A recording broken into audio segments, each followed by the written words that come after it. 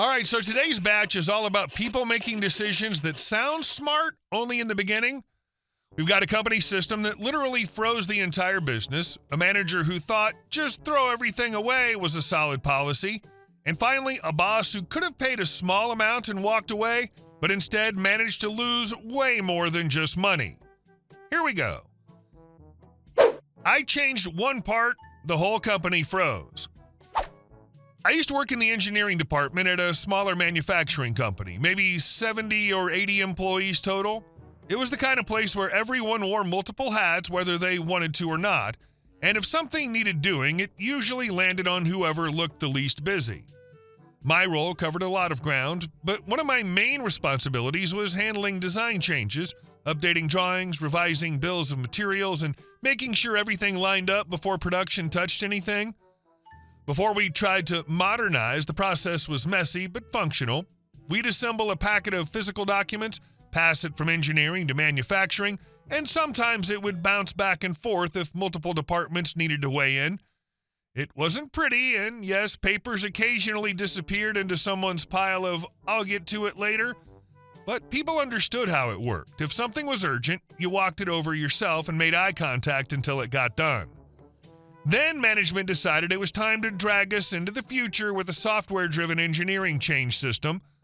On paper, it sounded great. No more lost documents, full visibility, everything tracked and logged. In reality, it was a half-built system dropped onto a team that barely had time to keep up with daily work, let alone learn a complicated new process.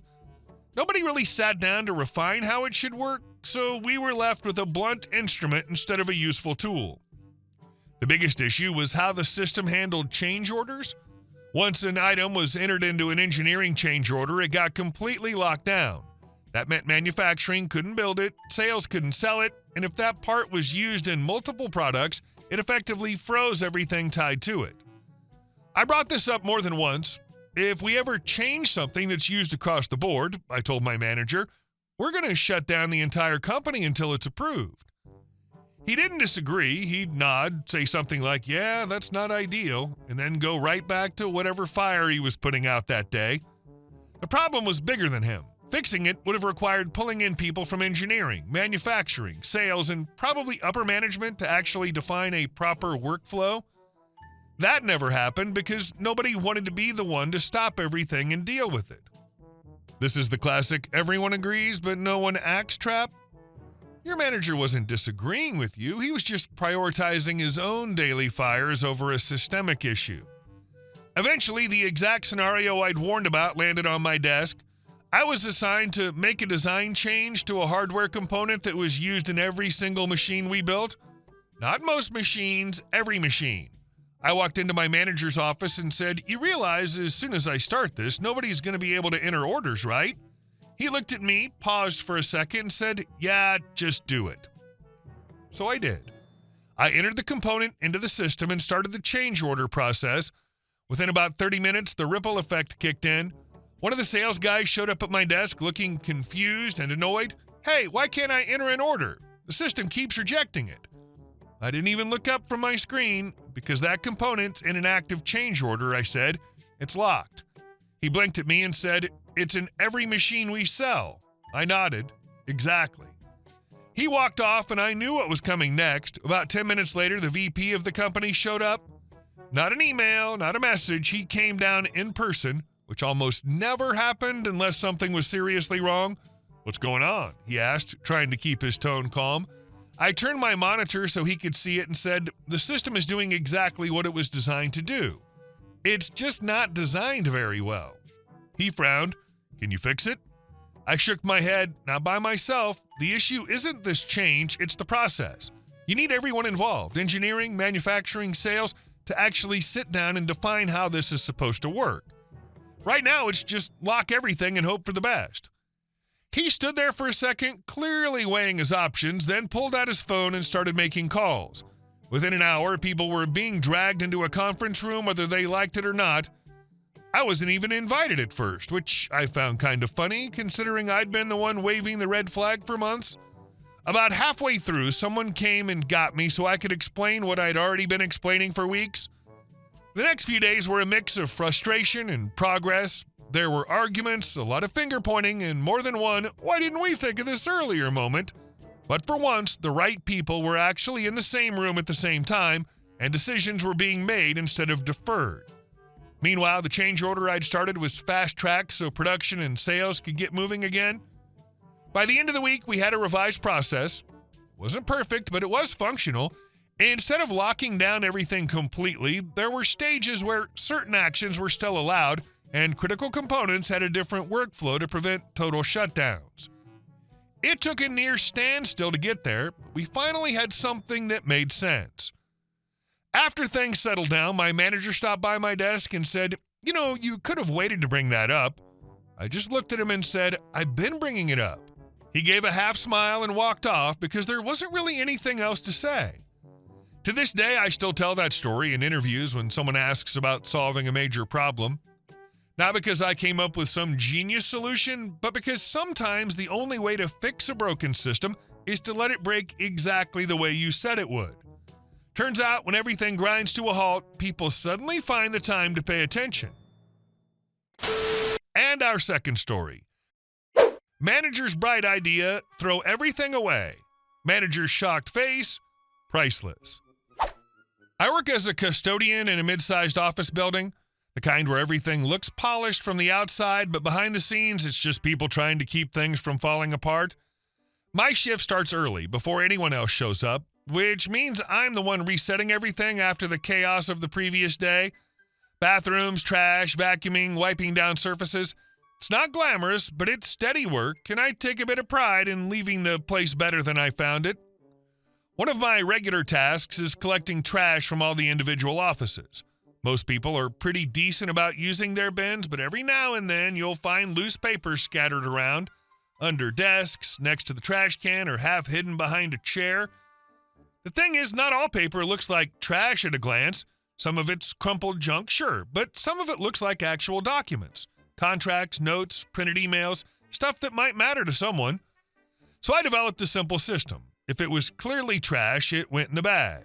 If it looked even remotely important, I'd pick it up and place it neatly on the corner of the nearest desk.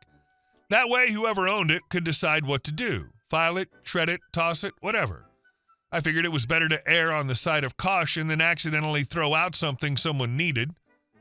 That system worked fine for months, right up until the manager decided it didn't. She showed up early one morning, earlier than usual, and caught me mid-round. I'd just placed a small stack of papers on someone's desk when she walked in, stopped dead, and looked at me like I'd just committed a crime. "Why are you putting trash on people's desks?" she asked, her voice already carrying that sharp edge that meant this wasn't going to be a friendly conversation. I tried to explain it's not trash, at least not always. Sometimes it's just papers that fell on the floor. I don't want to throw out anything important by mistake. She crossed her arms and shook her head. If it's on the floor, it's trash. People here aren't dropping important documents all over the place. You're making more work for them by putting garbage on their desks. I kept my tone calm. I just figured it was safer this way. "Well, it's not," she snapped. "From now on, everything on the floor goes in the trash. No exceptions." That part stuck with me. No exceptions. I nodded and said, "All right, I won't do it again," and I meant it. If that was the rule, that was the rule. I wasn't about to argue over something like that. So I adjusted. Papers on the floor, straight into the trash. Didn't matter if it looked important or not. I wasn't paid to guess, and I'd been explicitly told not to. For the next few weeks, everything went smoothly. No more papers on desks, no more complaints from management, just me doing exactly what I'd been told to do. Then one morning a few weeks later, the manager showed up early again. This time, she didn't look annoyed, she looked stressed. She found me in the hallway and said, "Hey, quick question, did you happen to see any loose documents in Office 12 this morning?" I thought about it for a second. "There were some papers on the floor, yeah." Her face lit up just a little. "Great, where did you put them?" "In the trash," I said, like it was the most obvious thing in the world. Her expression changed instantly. "You threw them away?" she asked, her voice climbing an octave. I nodded. "You told me everything on the floor is trash." She looked like she was trying to process that and failing. "No, not like that. There was a filing cabinet that tipped over yesterday. Those papers were important. We're missing some documents." I shrugged slightly. "I didn't know about the cabinet. I just saw the papers on the floor and followed the rule you gave me." She let out a frustrated sigh and ran a hand through her hair. This is different. This was an exception. I kept my voice even. How would I know that? I'm not here during the day, and no one told me to watch out for anything specific. That was the moment it clicked for her. You could actually see it happen. She opened her mouth like she was about to argue, then stopped. The logic was right there, and there wasn't much she could do with it. She stumbled through a few half-formed sentences before finally saying, "Fine. Then you need to go to the dumpster and find those documents."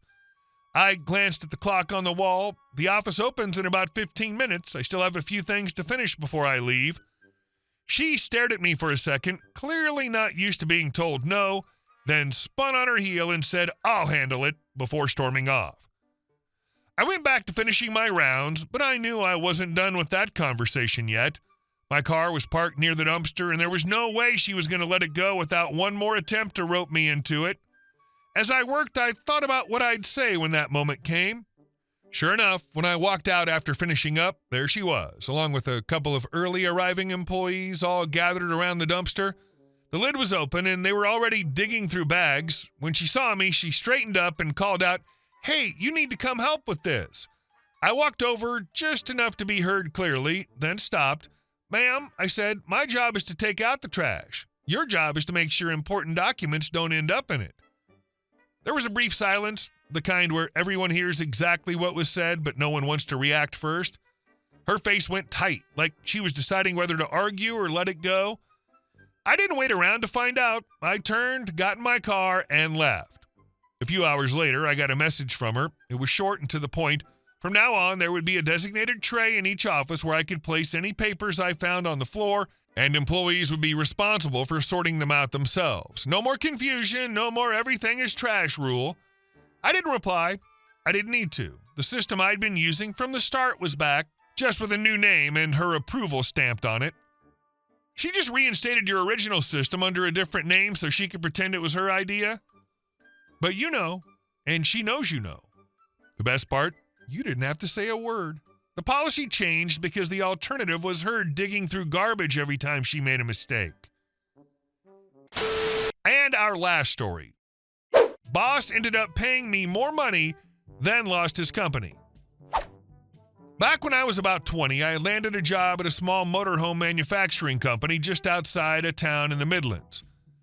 There were maybe 20 of us total, so everyone ended up doing a bit of everything. I bounced between departments at first, helping in assembly, doing a bit of finishing work before settling into the joinery shop. That's where all the wood panels were cut on a CNC machine and then either prepped or partially assembled before heading out to the main workshop. The joinery shop was busy, noisy, and honestly a bit rough around the edges. One of the main prep tasks was adding rubber edging to exposed wood panels, which meant cutting a groove along the edge so the strip could slot in. To do that, we used a handheld router fitted upside down under a workbench with the cutting bit sticking up through a hole. It wasn't factory equipment or anything fancy, just something cobbled together years earlier. There were no guards, no safety switches beyond the basic power, and everyone just treated it like part of the job. I'd been using it for a while by that point, so I wasn't nervous about it anymore. That was probably part of the problem. One afternoon, I was feeding a large sheet of ply along the bit, trying to keep it steady while guiding it straight. My hand slipped off the top edge for just a second, and that was all it took.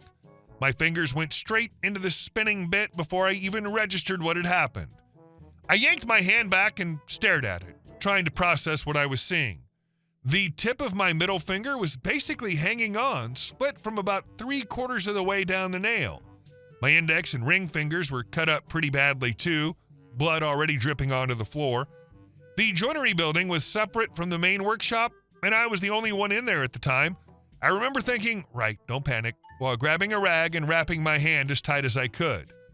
I walked across the yard, probably looking worse than I realized, and someone finally spotted me and shouted, "What the hell happened to you?" I just held up my hand and said, "Router," and that was enough. They got me into a van and drove me straight to the hospital. The whole ride, I was just sitting there trying not to look at my hand too much. At the hospital, they cleaned everything up and managed to reattach the tip of my finger, though they said there wasn't enough bone left to fully restore it. I ended up with stitches across 3 fingers and was told I'd be off work for about 5 weeks. It was a strange mix of relief and frustration. Relief that it wasn't worse, frustration that it had happened at all. When I eventually went back, my hand was still healing, wrapped up with a plastic guard over the worst of it. I wasn't at full speed, but I was there, trying to get back into things. About a week into being back, I figured I should have a conversation with the owner. I wasn't planning to make a huge deal out of it. I just wanted to ask about the wages I'd lost while I was off, which worked out to about 1,200 pounds. I knocked on his office door and said, "Can we talk for a minute?" He didn't even look up properly before saying, "If you're coming to ask for money, you can forget it. Go see a solicitor." That was it. No, "How's your hand?" No, "Are you all right?" Just straight to shutting it down like I was trying to pull something over on him. This is the moment the owner chose pride over pragmatism. You walked in asking for a conversation about 1,200 pounds in lost wages, a reasonable request after an injury caused by unsafe equipment. Instead of listening, he dismissed you and told you to get a solicitor. I stood there for a second, a bit stunned, and said, "I just wanted to talk about the time I missed." He waved a hand dismissively and said, "I've told you, if you want money, take it up legally." That was the end of the conversation as far as he was concerned. I walked out of that office thinking I'd just been handed my answer, just not the one he probably expected. So I did exactly what he suggested. I found a no-win, no-fee solicitor and explained what had happened. They took one look at the setup I described and said, "We'll take this on." There was some back and forth over the next few months, but it didn't drag on forever. In the end, I was awarded 6,000 pounds, which was a fair bit more than the 1,200 I'd originally been ready to settle for. That wasn't the only outcome, though. Once things were officially in motion, the health and safety executive got involved and decided to pay the place a visit. Turns out the router setup wasn't even close to the biggest problem. They found blocked fire exits, outdated first aid training, cables running across the floor to permanent workstations with no protection, and a long list of other issues that had just been ignored over the years. The owner got a proper dressing down and was ordered to bring everything up to standard. That meant spending money, real money, on fixing things that should have been dealt with long before I ever walked through the door. The atmosphere at work shifted pretty quickly after that. People were tense, management was clearly annoyed, and I was suddenly not the most popular person in the room. I started looking for another job not long after. It didn't feel like a place I wanted to stick around in anymore, and to be honest, I didn't trust the setup after everything that had come to light. As it turned out, I didn't have to make the decision myself. Between the cost of fixing all the safety issues and the motorhome market taking a downturn, the company went into administration not long after. I was made redundant along with everyone else, but at least I got redundancy pay through the HMRC and managed to land another job the following week. It felt like closing a chapter that had gone sideways in a hurry. As for the owner, I heard later that he ended up declaring bankruptcy. All I ever wanted walking into that office was a straightforward conversation and a bit of fairness. Instead, he told me to get a solicitor, and I took him at his word. Turns out that was the most expensive sentence he could have said. Yeah, I'm picking that last story, because that guy really had one job: don't make things worse. And he somehow turned, "Can we talk about 1,200 pounds?" into, "Here's 6,000 pounds, an investigation, and goodbye to the entire company." That's not bad luck, that's talent. Hey guys, thank you all for watching the video. I'll see you in the next one.